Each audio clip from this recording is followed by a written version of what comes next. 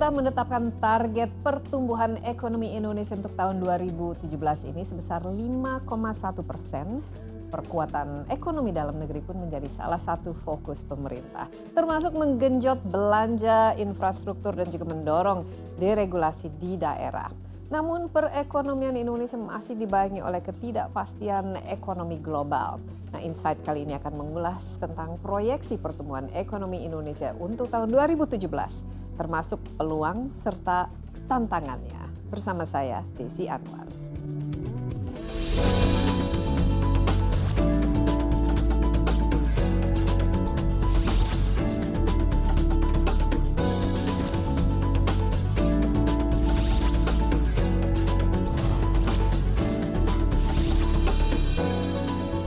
Ya, tahun 2017 ini pertumbuhan ekonomi Indonesia masih dibayangi ketidakpastian ekonomi global, meski target ekonomi dalam APBN 2017 mengalami penurunan, secercah optimisme masih ada bagi ekonomi Indonesia.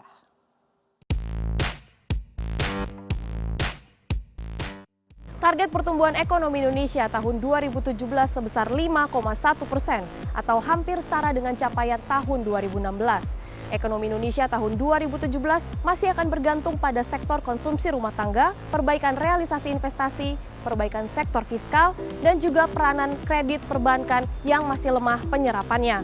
Namun Bank Indonesia memperkirakan pertumbuhan ekonomi Indonesia tahun 2017 masih tumbuh lebih tinggi atau di rentang 5,1% hingga 5,4%. Karena struktur perekonomian yang lebih kuat dan berkualitas. Inflasi tahun 2017 ditargetkan masih berkisar 4% atau masih sama dengan kondisi tahun 2016.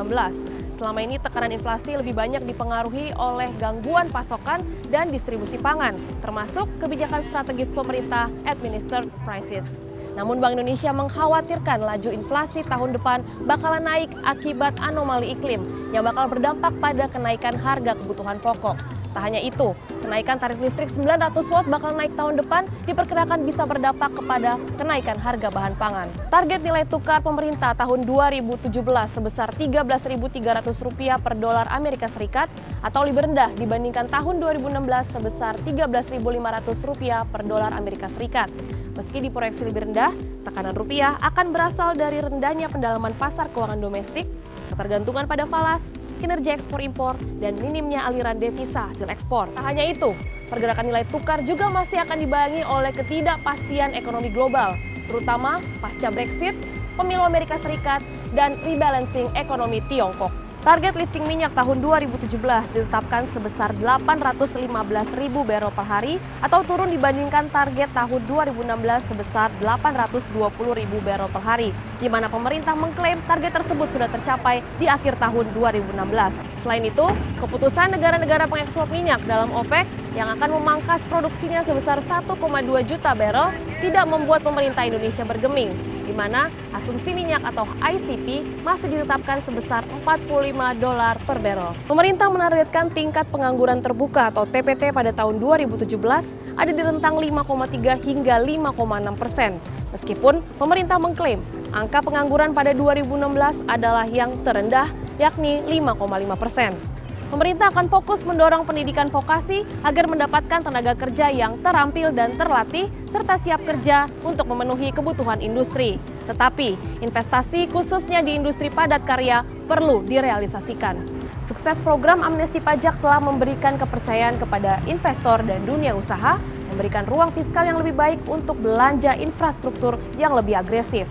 Tak hanya itu, setelah menggulirkan 14 paket kebijakan ekonomi, pemerintah akan fokus pada deregulasi di daerah.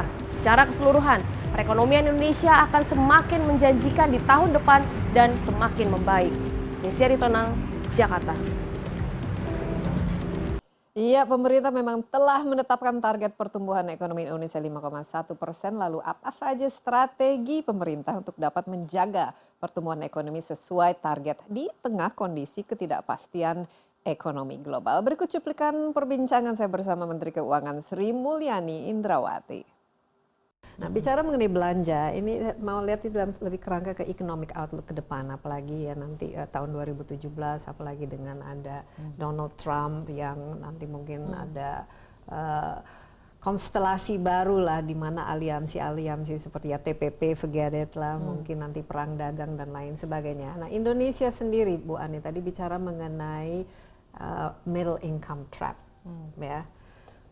Bagaimana kita bisa mau tidak mau keluar dari stagnasi itu sendiri ke depan, apalagi kita kan tidak harus bergantung kepada komoditas kita. Nah, how do you see kita ke depan harus bagaimana? Apa yang perlu kita ciptakan? Pertama klarifikasi, Indonesia nggak stagnan karena tumbuh 5,1 berarti kita tidak stagnan. Kita ada growth yang memang dimunculkan atau yang berasal dari sumber dari dalam negeri maupun yang dari sumber dari luar negeri, entah luar negeri itu capital flow atau ekspor dan impor. Meskipun kita lihat ekspor impor masih weak karena tadi retorika di level global dari perekonomian terbesar dunia yaitu Amerika dan perekonomian kedua terbesar yaitu RRT dan perekonomian terbesar ketiga Eropa, ekonomi terbesar keempat Jepang, semuanya punya engine of growth gede ini menghadapi persoalan di dalamnya. Jadi untuk Indonesia bisa menjaga momentum pertumbuhan ekonomi pada saat lingkungannya tadi sangat tidak kondusif atau tidak pasti, maka kita harus menciptakan kepastian lebih di dalam. Maka tadi strateginya, kalau kita lihat globalnya lemah, maka dalam negerinya harus kuat. Dalam negeri itu pelakunya kan 3, yaitu masyarakat dalam bentuk consumption activity, government baik dalam bentuk consumption maupun investment, dan private sector. Nah, kalau kita lihat dari sisi ketiga ini, masyarakat consumption selama ini bisa tumbuh sekitar 5,4. Selama inflasi kita bisa jaga dan selama kita mampu untuk menjaga daya belinya, maka masyarakat punya confidence. Dan kita lihat sekarang sentimen positive confidence rasanya cukup baik meskipun dalam situasi yang sesudah post Trump election. Jadi belanja dalam hal ini positif lah. Masih positif. Pemerintah juga akan melakukan APBN yang kredibel tadi. Defisitnya 2,4 yang kita lakukan untuk 2017 rasanya cukup tinggi tapi tidak terlalu rendah, cukup untuk memberikan stimulasi tapi tidak menimbulkan persoalan kredibilitas. Kemudian private sector tadi, tahun depan ini mungkin beberapa positive side-nya adalah 2015-16 itu adalah perbankan konsolidasi karena non-performing loan-nya agak meningkat dengan komoditis yang jatuh. Tahun ini kita harapkan tahun depan sudah mulai pick up lagi. Perusahaan-perusahaan yang selama ini juga terpukul oleh komoditi maupun ekspor yang lemah, mereka juga mengurangi ekspansi investasinya. Tapi sesudah 2 tahun mereka mungkin sudah mulai konsolidasi, dan kalau melihat ekonomi Indonesia dan beberapa di kawasan ASEAN cukup positif, mereka juga akan melalui ekspansi investasi. Jadi capital market kita termasuk mungkin yang among the most rewarding. Jadi kebutuhan dan kapasitas untuk issuance, apakah dalam bentuk obligasi, apakah saham, ataukah right issue, masih akan bisa diterima dari sisi masyarakat kita. Saving ratio kita cukup tinggi, meskipun Presiden meminta lebih tinggi lagi. Kalau kita bandingkan seluruh global, Indonesia sudah relatif cukup tinggi, tapi Presiden mengharapkan lebih tinggi, mendekati 40%. Jadi dari sisi itu kita punya semua faktor atau ingredient yang bisa menjaga momentum pertumbuhan, rely on dalam negeri. Konsistensi kebijakan pemerintah, reform tetap dilakukan. Saya rasa itu akan menjadi tema paling penting untuk 2 tahun ke depan dari Presiden Jokowi ini. Tapi untuk Indonesia sendiri, sektor-sektor yang paling viable ya untuk kita bangunkan, khususnya dari segi manufacturingnya, itu sebetulnya apa-apa saja mungkin yang bisa jadi kekuatan kita sehingga kita juga tidak harus terlalu repot-repot bersaing dengan negara tetangga kita, apalagi termasuk dalam MEA kan sekarang. Menurut Bu Ani, kalau sektor primer, pertanian, kehutanan, perkebunan, kita punya lahan, kita punya track record, tapi tentu productivity masih cukup perlu diperbaiki. Oleh karena itu berbagai kebijakan untuk menaikkan jumlah, apakah itu dalam bentuk bantuan dalam bentuk subsidi pupuk, benih, kemudian pembukaan irigasi, membuka sawah, saya rasa itu dilakukan. Kalau kita bicara sektor konstruksi, karena adanya infrastruktur dan perumahan, jangan lupa bahwa pemerintah juga punya target perumahan yang sangat ambisius, itu paling tidak tertolong. Sektor manufaktur barangkali yang paling tough dari sisi kompetisinya dibandingkan dengan negara-negara ASEAN lain, bahkan di luar ASEAN seperti Bangladesh, even Nepal juga sekarang menjadi player. Sektor yang sangat tinggi pertumbuhan ekonominya even dalam situasi seperti ini adalah jasa, jasa keuangan, jasa transportasi, jasa dari sisi itu tadi telekomunikasi. Ini adalah the new sector yang akan disebutkan the next frontier of economy, digital economy, pariwisata juga pariwisata, kan, jasa, telekomunikasi yang lain. Saya rasa akan menjadi sesuatu yang sangat luar biasa. Ya, penerimaan pajak daerah yang masih terbatas juga menjadi fokus pemerintah. Nah, apa saja strategi untuk mendorong pertumbuhan ekonomi daerah? Simak pembahasannya sesaat lagi.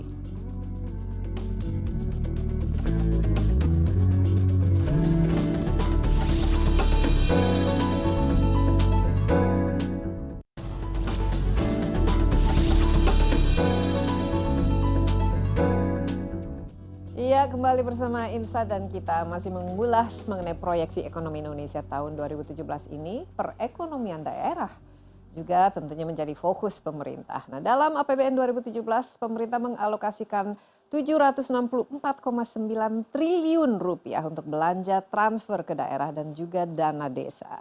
Menteri Keuangan Sri Mulyani juga memastikan pemerintah akan konsisten menjalankan reformasi kebijakan pajak baik di tingkat nasional maupun daerah untuk mendorong pertumbuhan ekonomi daerah. Bicara mengenai ini kan Indonesia sangat besar ya, perekonomian daerah, Bu Ani, ini menjadi concern Anda juga bagaimana misalnya meningkatkan kapasitas daerah juga menciptakan pendapatannya dari masing-masing daerah sehingga tidak terlalu banyak ya tergantung pada pusat misalnya. Bu Ani melihat bagaimana Indonesia sudah lebih banyak mungkin daerah-daerah yang memang dari segi kapasitas, dari segi kreativitas mereka bisa menciptakan lapangan kerja di daerah sendiri dan juga industri-industri. Bagaimana? Antar pulau tentu berbeda-beda karena pulau yang sangat lebih sensitif terhadap komoditas seperti Kalimantan, Papua, to some extent Sulawesi, Sumatera itu sangat terpengaruh oleh harga komoditas. Jadi diversifikasi ekonominya diperlukan.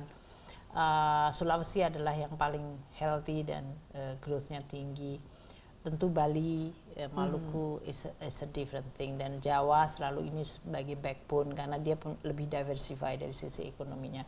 Saya rasa kalau dari sisi kapasitas dari local government, pemerintah daerah sangat beragam. Ada dan yang bagus dari keseluruhan demokrasi dan desentralisasi ini, kita memunculkan banyak sekali pemimpin daerah yang kreatif ya. Presiden Jokowi adalah dari pemimpin daerah, Ibu Risma, atau sekarang di Banyuwangi Pak Wali Kota.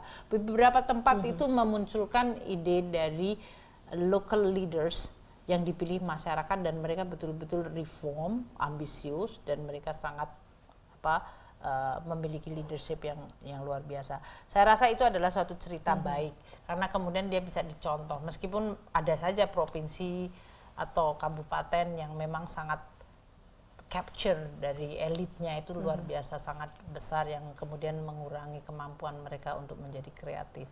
Dari sisi pendapatan daerah, pajak daerah memang selama ini masih sangat terbatas. Tapi mereka mendapatkan seperti dana bagi hasil. Kita perlu untuk terus mereform dari sisi kebijakan pajak baik nasional maupun daerah agar ada kedekatan dari penerimaan daerah itu sehingga mereka juga memiliki lebih banyak resource untuk bisa menjalankan fungsinya. Saya rasa itu daerah yang area yang kita akan lihat sebagai salah satu agenda reformasi dari sisi perimbangan keuangan pusat dan daerah. Tapi Anda secara keseluruhan melihat bahwa penggunaan dana yang dialokasikan untuk daerah itu bervariasi. Ada yang memang sangat responsible yang saya katakan tadi. pemimpin-pemimpin daerah yang tidak hanya menggunakan dana yang transfer dari pusat, tapi juga dananya mereka sendiri secara kreatif, secara akuntabel, efisien. Ada yang menurut saya kapasitasnya masih sangat terbatas, sehingga perlu untuk support. Saya rasa peranan pemerintah adalah menciptakan apa yang disebut kultur performance based budgeting. Jadi budget yang tidak hanya berdasarkan saya butuh sekian, jumlah pegawai negeri kita sekian, luas tanah saya sekian, saya perlu tambahan duit sekian. Tapi mereka betul-betul deliver, apakah itu dari sisi growth, employment, dari sisi kemiskinan menurun, dan itu dipakai oleh kita untuk sebagai indikator untuk memberikan insentif. Iya, tapi secara keseluruhan kalau tidak salah kan gini, rasio kita kan sudah ada kemajuan ya, tapi ke depannya Bu Ani, kita akan bisa mampu misalnya menciptakan equality atau economic distribution yang jauh lebih baik. Kita kan punya target-target ya, SDGs, Sustainable Development Goals, mengurangi kemiskinan dan lain sebagainya. We're on the right track untuk itu Saya atau rasa masih polusi jauh? pemerintah selama ini dari sisi baik yang direct seperti belanja, APBN, education, health, basic infrastructure seperti air bersih, sanitasi, yang semuanya sangat mempengaruhi yang tadi disebutkan Gini ratio, ketimpangan, dari sisi ketimpangan maupun sosial ekonomi, kemiskinan. Kemudian policy-policy pemerintah dari sisi good governance, anti-corruption itu juga sangat penting, SDG termasuk di dalamnya. Kita bicara tentang climate change, mungkin ini area yang dimana kita perlu untuk combine lebih banyak lagi dari sisi kehutanan, kelautan, energi, karena dia adalah transport yang merupakan sumber dari concern mengenai climate change. Tapi potensinya luar biasa bagi Indonesia. Jadi policy pemerintah dari sisi direction itu tidak hanya konsisten dari sisi dalam negeri, tapi juga konsisten dengan agenda global. Apakah kita bicara tentang SDG atau kalau kita bicara tentang financial inclusion, itu semuanya masih konsisten dengan yang kita bisa lakukan. Ya, dan memastikan setiap peser uang yang kita miliki memang dialokasikan semestinya ya, tidak dihabis-habiskan. Terakhir Bu Ani, ke depan 2017 bagaimana pertumbuhan kita? Apa kira-kira the best scenario untuk angka pertumbuhan pembangunan? Kalau APBN kan 2017 memang kita tidak akan 5,1%.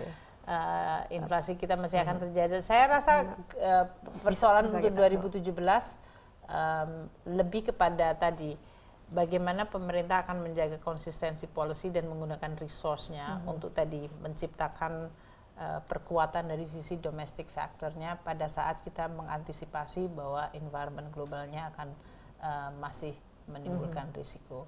Jadi 2017 saya rasa cukup optimistik, namun cautious. Ya, pertumbuhan ekonomi Indonesia tahun 2017 ini masih dibayangi kondisi ketidakpastian politik dan ekonomi global. Sejauh mana peluang perekonomian Indonesia, kita akan ulas lebih dalam lagi bersama narasumber yang akan hadir di studio sesaat lagi. Tetaplah bersama Insight.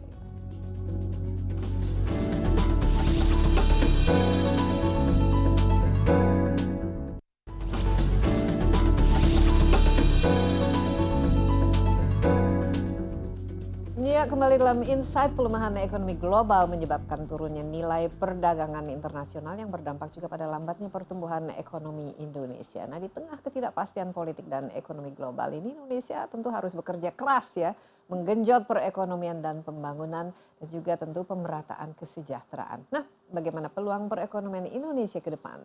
Dan apa saja tantangan yang akan dihadapi dalam meningkatkan pertumbuhan ekonomi untuk tahun ini?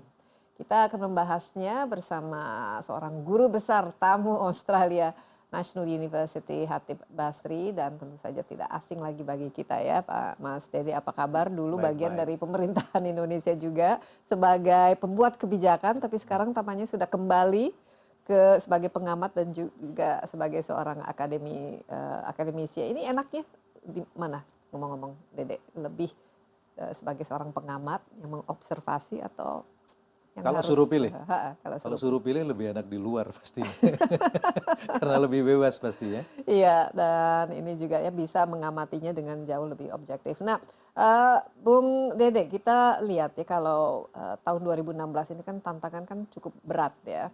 Dan tampaknya tahun 2017 ini tantangan ini masih akan berlanjut. Oleh sebab itu juga Indonesia dan dunia global sempat merevisi turun ya pertumbuhan kita 5,1%, tapi diharapkan bisa sampai 5,4% ya.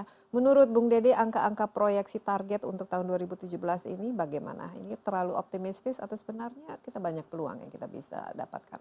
Mungkin begini Desi, sebelum kita bicara mengenai angka, mungkin kita juga perlu tahu mengenai konteksnya. Ya.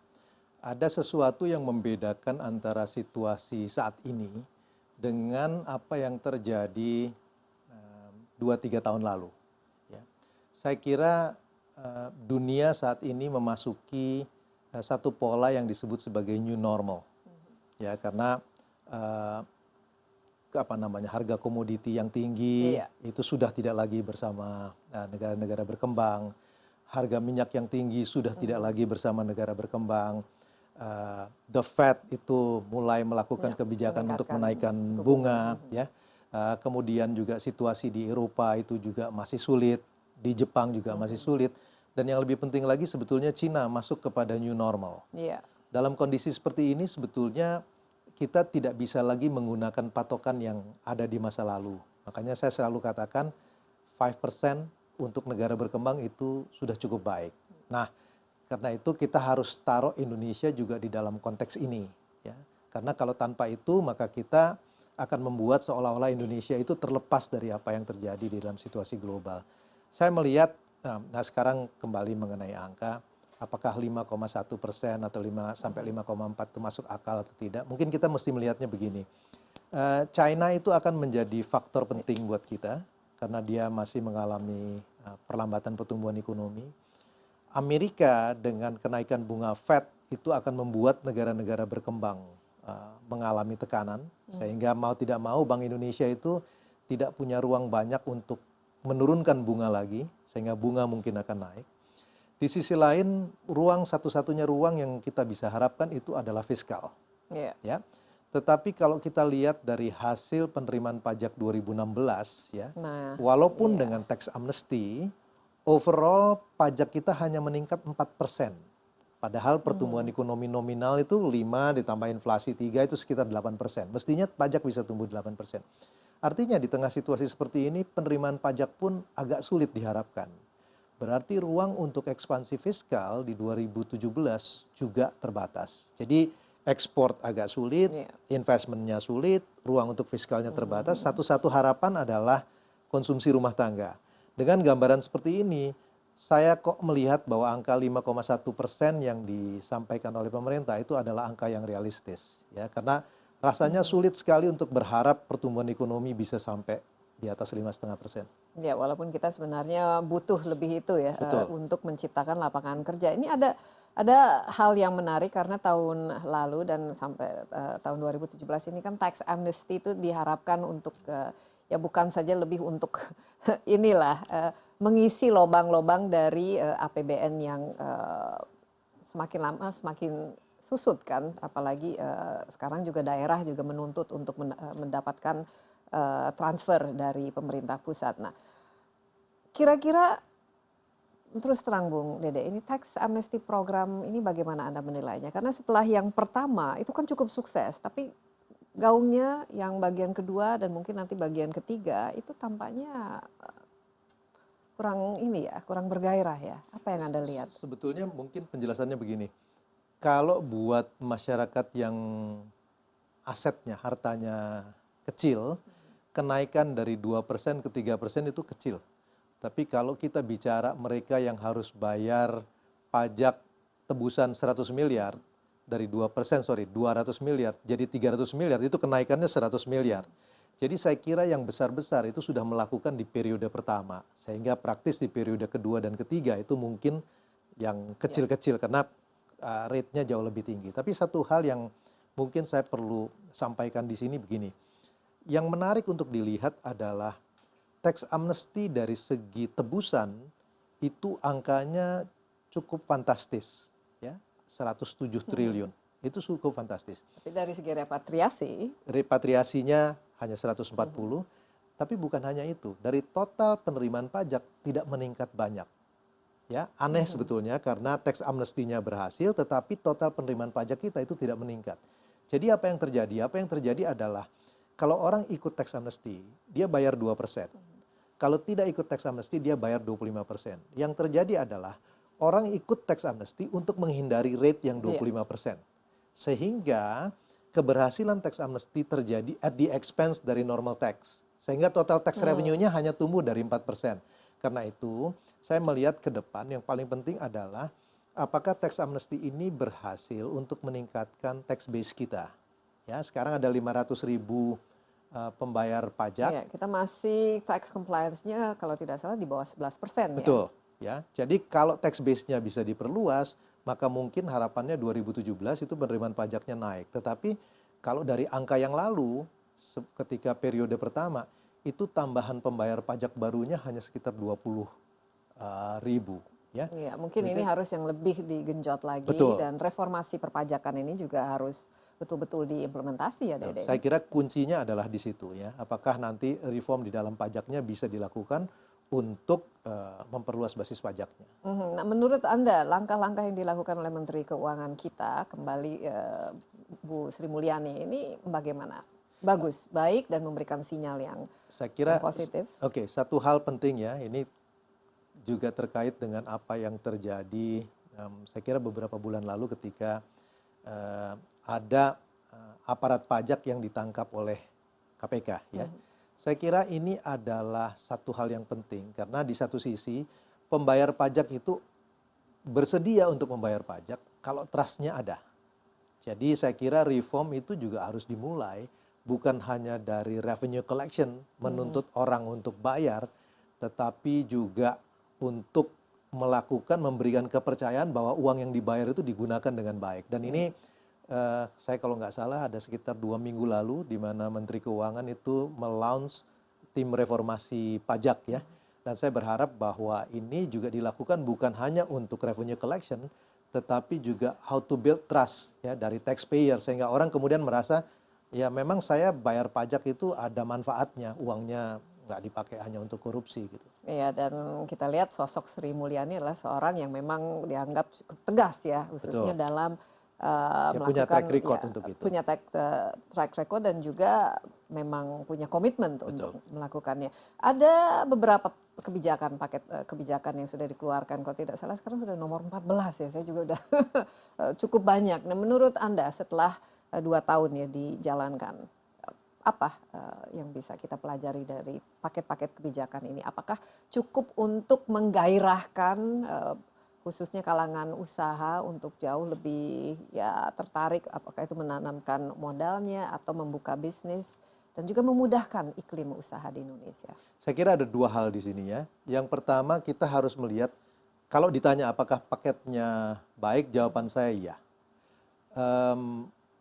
Apakah itu yang dibutuhkan? Jawaban saya iya. Persoalannya adalah timing. Paket-paket yang dikeluarkan oleh pemerintah itu baru punya impact mungkin 2-3 tahun sejak di launch. Kenapa? Karena fokusnya adalah infrastruktur, fokusnya kemudahan berusaha, fokusnya streamlining regulation ya. Itu sesuatu yang bagus dan kita perlukan. Tetapi pertanyaannya begini, dunia usaha itu tidak akan mau expand kalau permintaannya tidak ada. Demand-nya itu harus betul-betul. Demand-nya tidak ada. Ini saya kasih contoh ya. Bank Indonesia sudah menurunkan bunga. Tetapi lihat pertumbuhan kredit di tahun 2016 hanya 6-8% turun dibandingkan dengan tahun sebelumnya. Kenapa? Karena penjelasannya sederhana. Buat apa orang pinjam uang dari bank? Kalau permintaannya tidak ada. Buat apa saya bikin barang kalau yang minta nggak ada? Karena itu di dalam short term, paket ini harus dikombin dengan meningkatkan daya beli. Nah, ini sebetulnya bukan resep yang baru. 2013 dilakukan, 2008 dilakukan, 2005 dilakukan. Apa yang bisa dilakukan? Itu tingkatkan daya beli. Caranya ini bisa dilakukan dengan intervensi pemerintah. Misalnya, bikin itu proyek padat karya. Ya, orang proyek-proyek infrastruktur. Exactly. Ya, tapi yang sederhana aja. Suruh bikin jalan desa, suruh bersihin kali, ya. Kemudian dia dapat uang 3 bulan. Kalau orang, terutama orang penduduk miskin, kalau dia dapat uang, dia pasti akan spend. Dia tidak akan tabung uang itu. Atau kalau di masa yang lalu bikin yang namanya program cash transfer dengan conditional cash transfer. Ketika orang punya uang, dia akan minta. Ketika ada permintaan, maka perusahaan akan mulai melakukan ekspansi. Ya, dalam hal ini memang harus pemerintah yang menggerakkan ya Betul. aktivitas roda perekonomian ya. Menarik sekali, kita istirahat sebentar Bung Dede, tapi kita akan lanjutkan setelah yang berikut ini mengenai pembahasan tentang pertumbuhan ekonomi Indonesia serta juga dinamika perekonomian global. Tetaplah bersama Insight.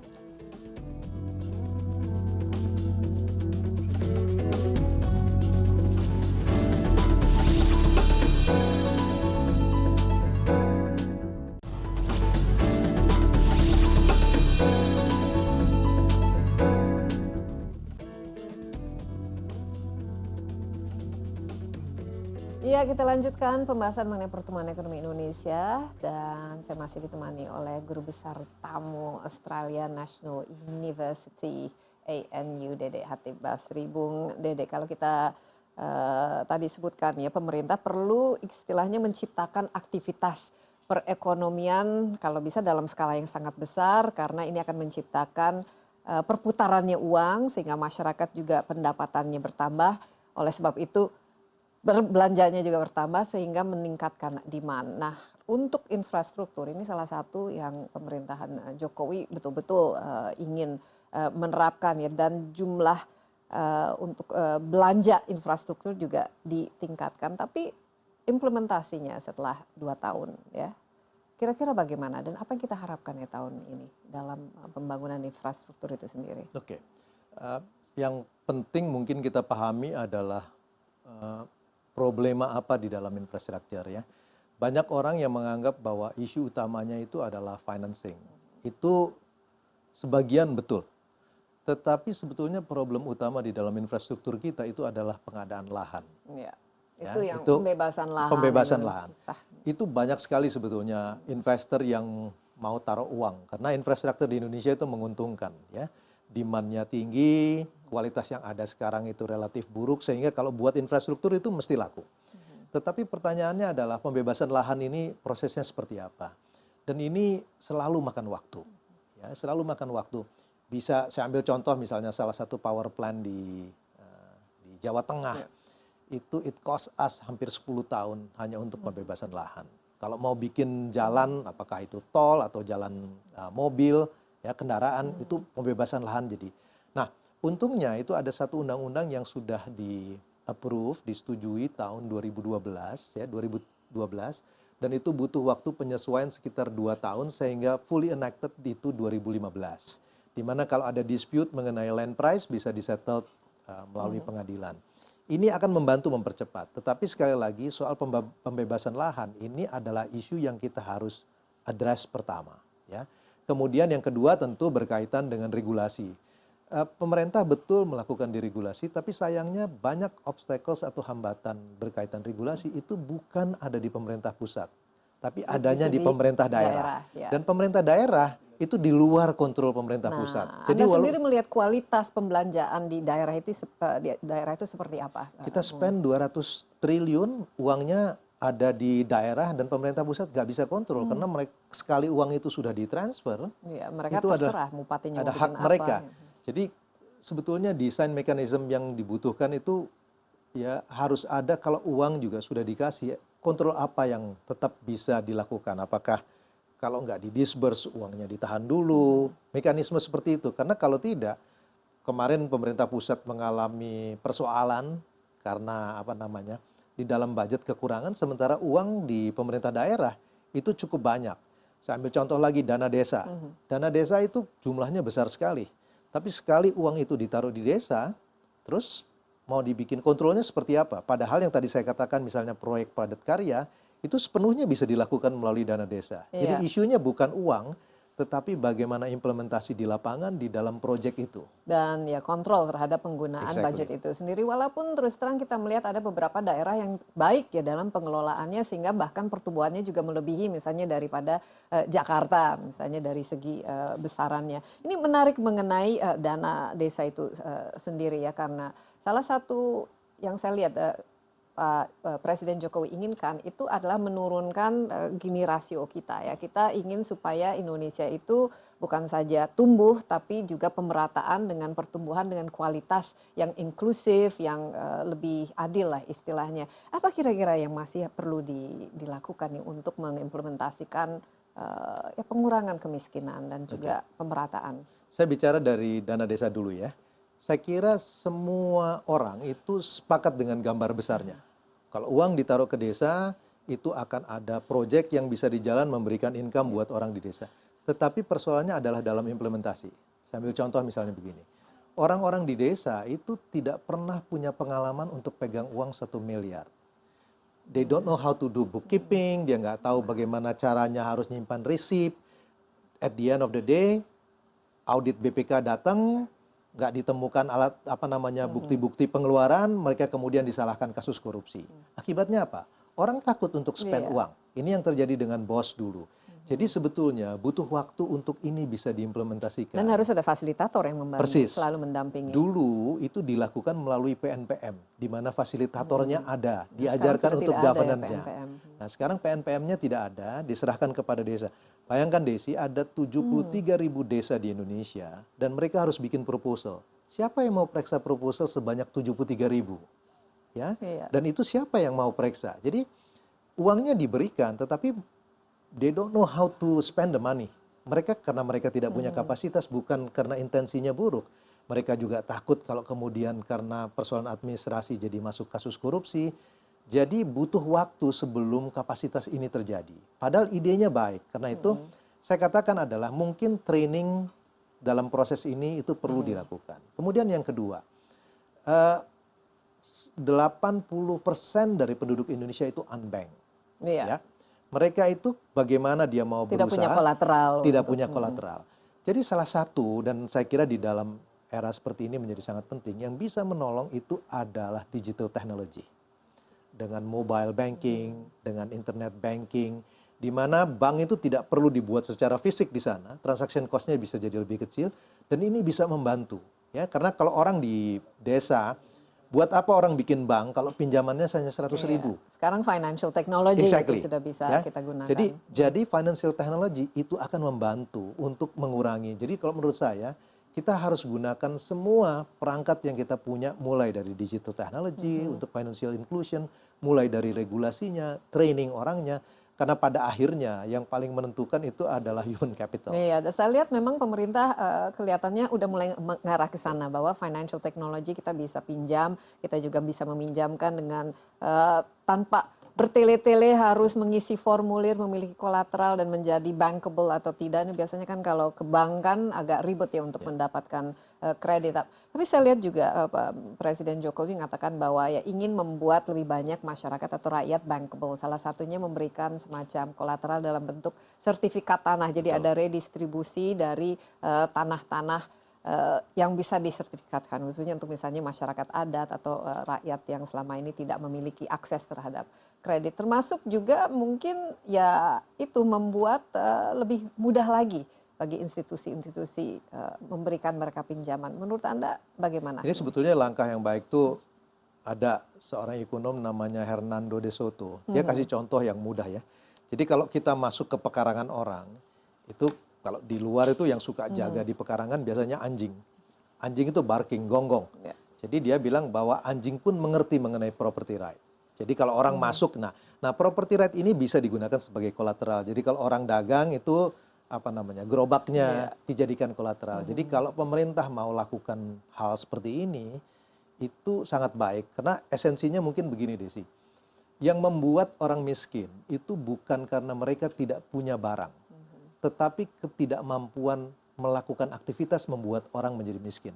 Ya, jadi kalau aksesnya diberikan, saya kira itu akan sangat membantu di dalam perbaikan untuk kehidupan dari masyarakat kita. Iya, yang misalnya usaha mikro bisa menjadi usaha kecil dan usaha kecil bisa menjadi usaha menengah ya. Menurut Bung Dede, ini seberapa penting lah bagi Indonesia itu untuk menciptakan perekonomian yang inklusif, tapi seberapa bisa betul-betul kita lakukan dalam jangka waktu yang cukup pendek, apalagi karena kita hanya beberapa tahun lagi misalnya pemerintahan ini. Ini saya kira pertanyaan yang penting ya. Kalau kita melihat apa yang terjadi kemenangan Trump di Amerika, Brexit, kemudian situasi di Greece, ya, di Italia, ada semacam ketidakpuasan yang tinggi terhadap globalisasi, ya.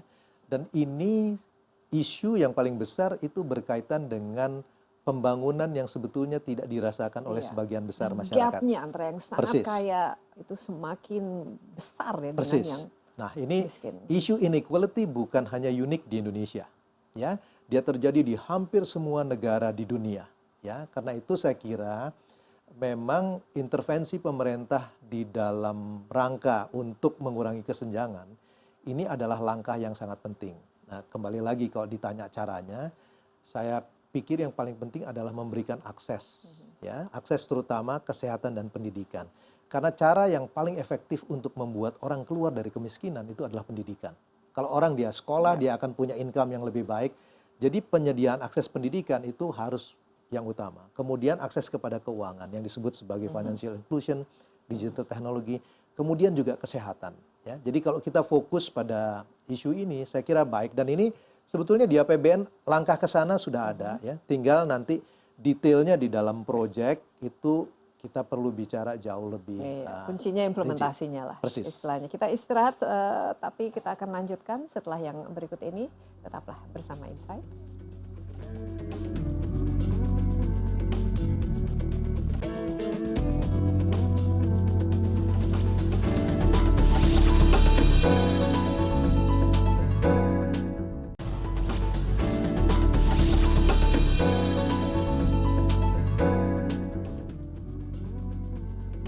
Iya, kita lanjutkan pembahasan mengenai pertumbuhan ekonomi Indonesia serta pengaruh perekonomian global. Saya ditemani oleh Dede Hatip Basri yang sekarang cukup sibuk mengajar di ANU, ya, Australian National University.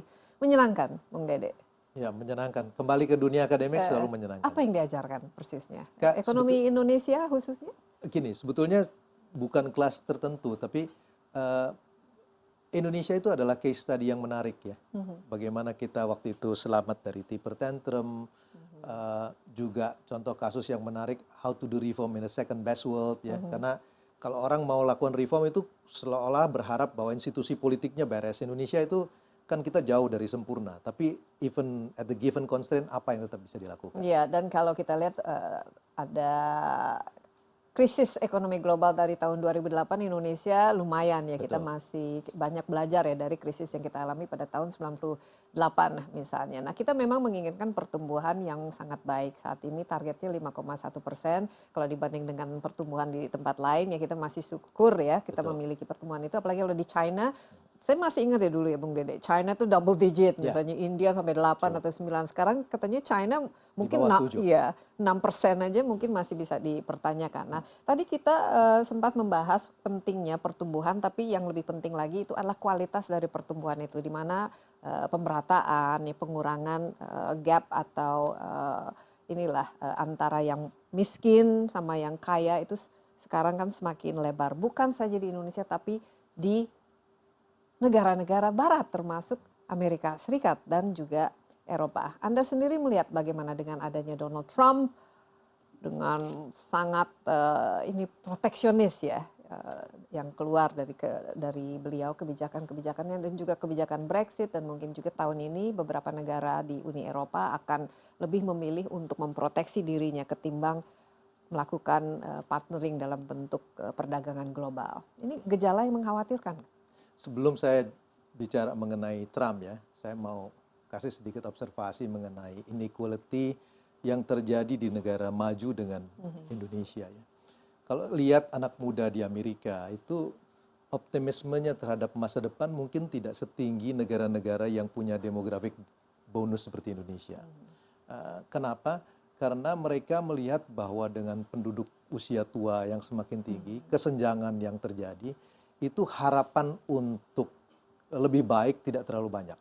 Karena itu anger, ya, kemarahan, ya, itu kita bisa lihat terjadi di Inggris, ya, di Eropa, di Amerika.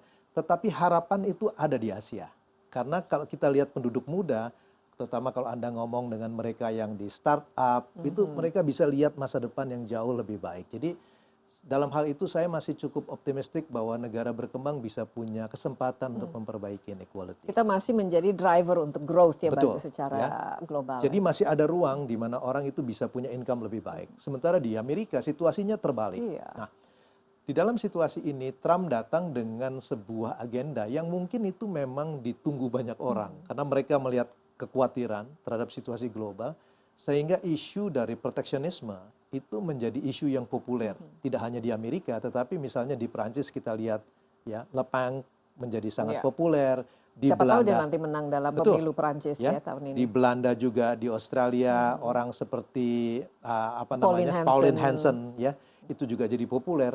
Jadi memang ada kecenderungan seperti itu dan Trump datang dengan agenda itu. Implikasinya ini saya kira tidak sederhana. Kenapa? Karena 3 negara terbesar yang menjadi pengimpor terbesar di dunia itu adalah Amerika, European Union dan China. China ada di dalam kesulitan, European Union ada dalam kesulitan. Kalau kemudian Amerika menjadi proteksionis, maka lokomotif of trade dari global itu akan menghilang. Nah, pertanyaannya adalah kalau tidak terjadi perdagangan, ini barang ekspor mau dibuang kemana?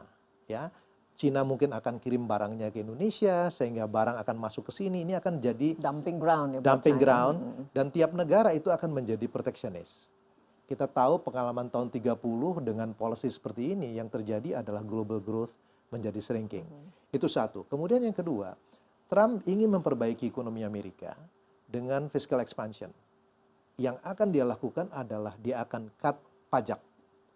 Implikasi dari ini adalah defisit di Amerika akan meningkat dan tingkat bunga akan naik. Sehingga uang dari negara berkembang itu akan kembali ke Amerika. Jadi saya nggak akan terlalu terkejut misalnya ada pressure pada rupiah. Dulu kita sempat di 13.000, sekarang 13.500-an, gradually akan mengarah ke sana. Nah, hal-hal seperti ini harus diantisipasi. Dan buat saya sebetulnya jawabannya adalah Asia. Karena di antara Asia itu still dari beacon dari cahaya dari ekonomi global. Karena growth masih ada di sini, penduduknya relatif muda, so we need to do Consumption something juga like masih ada di Persis. sini. Tapi sejauh mana Indonesia sendiri Anda melihat resilient atau cukup tegar lah atau cukup kuat untuk menghadapi begitu banyaknya tantangan-tantangan yang untuk tahun ini mungkin tidak akan segera berakhir ya. Betul, tetapi kita juga lihat bahwa 60% dari GDP kita itu adalah konsumsi domestik. Jadi kalau pengalaman dari Global Financial Crisis 2008, pada waktu itu global growth plummeted ya. Semuanya collapse, toh kita masih bisa tumbuh 4,6%. Jadi selama dari fiscal policy-nya bisa dijaga, daya beli bisa dijaga, saya kok bicara 5% itu masih achievable. Karena itu saya selalu bilang 5% itu cukup baik saat ini. Ya, kalau bisa lebih ya. Tapi untuk capital flow, apalagi nanti kalau Fed ya, Janet Yellen meningkatkan suku bunga lagi di Amerika, apa kita cukup rentan atau tampaknya ini sudah diantisipasi sehingga pasar juga sudah mulai menyesuaikan diri? Saya kira market sudah mengantisipasi ini. Jadi pelemahan rupiah sebetulnya adalah bagian dari antisipasi tingkat bunga yang naik. Tapi sisi lain I'm trying to be optimistic ya. Kita lihat Eropa itu tingkat bunganya negatif sekarang. Jepang itu negatif. Juga negative growth. Ya. Institutional investor itu tidak mungkin menempatkan uangnya di dalam return yang negatif. Dia pasti akan cari return yang relatif tinggi. Dan Indonesia dengan growth yang ada sebetulnya masih cukup menarik. Sehingga kalau toh terjadi outflow, saya kira situasi kita tidak akan seburuk seperti yang terjadi 98 atau 2008. Iya, tapi dibandingkan dengan negara-negara tetangga kita di Asia, ya karena kita kan harus berkompetisi juga sama mereka, apalagi kalau Asia masih merupakan harapan lah dari pertumbuhan global ini. Sementara ya bagaimana persepsi terhadap Indonesia? Kita lihat pemerintah berantem dengan JP Morgan. Ini Anda melihat bagaimana sih kita sebenarnya di mata para investor? Oke. Kalau soal mengenai analisis tentu orang bisa berbeda. Tapi yang saya mau bilang begini, not because we are doing great, ya, tetapi bagian lain di dunia itu jauh lebih buruk dibanding kita. Indonesia is one of the least unattractive countries in the itu world. dia. Where else you want to invest? Brasilia minus 3.8. Russia is in trouble. Nigeria sangat sulit ekonominya. Jadi despite orang komplain mengenai Indonesia, kalau dia mau mengharapkan return, Indonesia is one of the least unattractive countries now. Terakhir, ini mengenai tahun 2017 ini, apalagi kita sudah sebut fenomena Trump, Brexit dan lain sebagainya. Apa yang kita bisa pelajari mengenai capitalism ya atau globalization? Apakah ini semacam orang sudah mulai sinis terhadap globalisasi atau apakah salah kita menyalahkan capitalism dan globalization? Karena sekarang apalagi dengan teknologi, mau tidak mau ya kita connected ya, kita sudah terhubung satu sama lain, kita tidak bisa saling mengkotak-kotakan diri, mengunci diri dan membangun dinding-dinding, itu sudah tidak mungkin kan? Saya kira jawabannya begini ya, globalisasi itu sesuatu yang tidak bisa dihindari. Tetapi pertanyaannya ini saya quote satu profesor dari Harvard, Danny Rodrik, how to save globalization from its cheerleaders. Ya, ini yang jadi masalah adalah kadang-kadang pendukung globalisasinya ini terlalu bersemangat sehingga bisa menganggap bahwa itu bisa dilakukan di dalam sebuah arena yang tidak ada isu politik, tidak ada isu kesenjangan. Jadi kalau buat saya sebetulnya adalah how to work within constraint. Ya, political issue ada, kesenjangan ada yang kalah akibat globalisasi.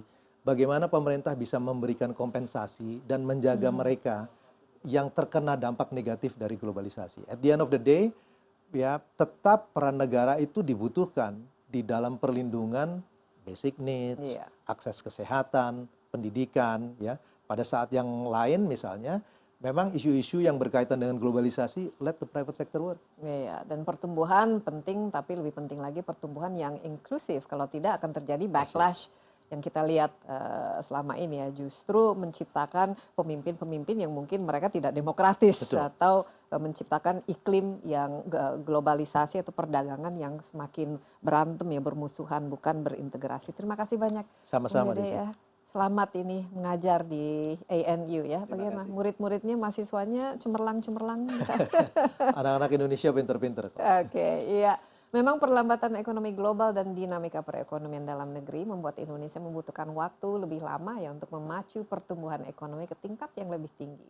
Nah, untuk menghadapinya mau tidak mau semua sektor perekonomian harus melakukan penyesuaian yang kita sebut the new normal ya, agar tetap tumbuh maksimal di tengah keterbatasan dan ketidakpastian. Percepatan pembangunan infrastruktur serta iklim usaha yang baik harus didukung dengan keseriusan menjalankan berbagai kebijakan ekonomi.